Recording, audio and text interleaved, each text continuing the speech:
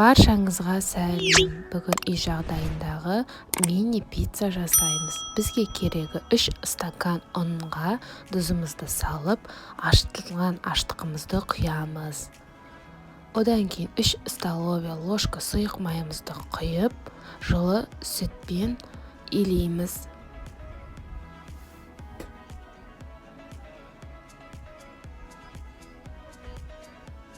Қамырымызды илеп болғасын 10-15 минутқа жылы жерге бетін жауып қоямыз. Одан кейін начинкасына томат, майонез, укропымызды салып дайындап қоямыз.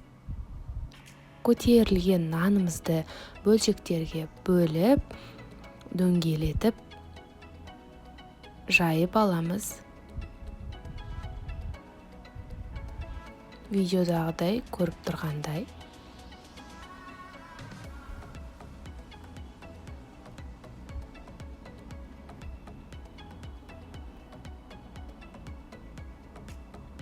Жайып болғасын қамырды начинкамызды бетіне жағып шығамыз.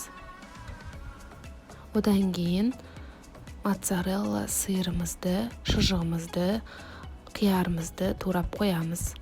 Моцарелланы бетіне салып, шұжығымызды бетіне салып, қиярымызды, одан кейін помидорымызды салып шығамыз.